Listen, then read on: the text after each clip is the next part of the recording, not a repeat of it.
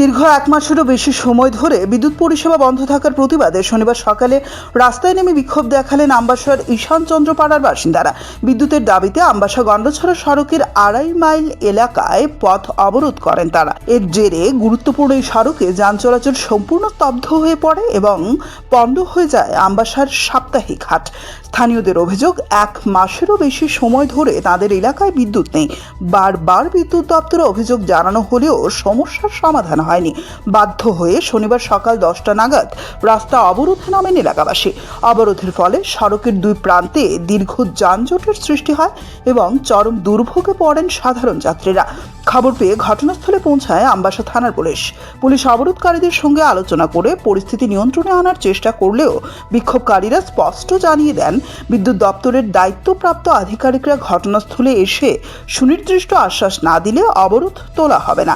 পরবর্তীতে বিদ্যুৎ দপ্তরের উচ্চপদস্থ আধিকারিকরা ঘটনাস্থলে পৌঁছে এলাকাবাসীর সঙ্গে দীর্ঘ আলোচনা করেন। দপ্তরের পক্ষ থেকে দ্রুত নতুন ট্রান্সফরমার স্থাপন করে বিদ্যুৎ সংযোগ স্বাভাবিক করার আশ্বাস দেওয়া হয়। এই আশ্বাসের পরিপ্রেক্ষিতে দুপুর 12টা নাগাদ অবরোধ প্রত্যাহার করে নেন বিক্ষোভকারীরা। প্রায় 2 ঘন্টা ধরে চলা অবরোধের পর আমবাসা গন্ডাছড়া সড়কে যান চলাচল স্বাভাবিক হয়। তবে বিদ্যুৎ দপ্তরের প্রতিশ্রুতি কত দ্রুত বাস্তবায়িত হয় এখন সেদিকেই তাকিয়ে রয়েছেন এলাকার বাসিন্দারা। আজ আমরা রুট ব্লক করেছি কারণ গত কয়েক মাস ধরে 2-1.5 মাস ধরে আমরা গ্রামে ইলেকট্রিক কোনো বিদ্যুৎ পরিষেবা নেই। তাহলে কালকে আমরা অফিসে গেছি, অফিসে গিয়ে কথা কয়েছে, অফিসে কয়েছে এরা আইটি বানানো লাগবে, আগে আইটি ডুবাইয়া মানে 2500 করে ডুবাইয়া এরপরে এরা বিদ্যুৎ পরিষেবা দিতে পারবো। তাহলে আমরা কালকে গ্রামে আয়া মিটিং করিয়া তারা কইছি এরম করতো না, তারা কইতেছে 2500 টাকা দিয়া এরপরে বিদ্যুৎ দিতে পারবো। তাহলে গ্রামের লোক মহিলারা মানছে না, মহিলারা না মান্য কইছে ঠিক আছে তাহলে আমরা কালকে রাস্তা অবরোধ করুন। আমি বলছি কালকে কমসে কম 12 জনের আইডি বানাইয়া আমরা ট্রান্সফরমার দিয়ে অনেক পারতাম না, কমসে কম 17 থেকে 20 জন আইডি বানানো না। ঠিক আছে, প্রশাসনের কথা কইছে, তাহলে আমরা আইসি বাড়ি আইয়া কথা কইছি, তাহলে মহিলারা কইছে আমরা মানছি না, কালকে আমরা রুট ব্লক করুন।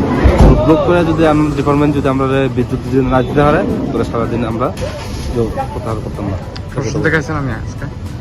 প্রশাসন আছে, প্রশাসন আমরা অফিস দিয়া গেছে যে তোমরা ওখানে ট্রান্সফরমার লিভ করে যাচ্ছি।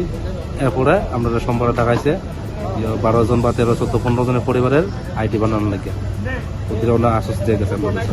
আচ্ছা, এরপরে কি পদক্ষেপ নেবেন আপনারা যদি না হয়?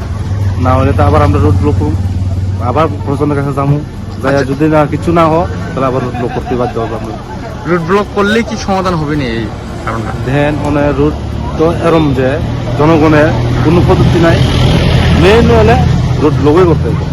তুমি প্রশাসনের কাছে যাও, কালকে আইব, পশু আইব, ঘন্টা আইব, এই অভিষেক করে কোনো সুযোগ সুবিধা কোনো পাইতে। এলাকার নাম কি? ঈশানচন্দ্র পাড়া।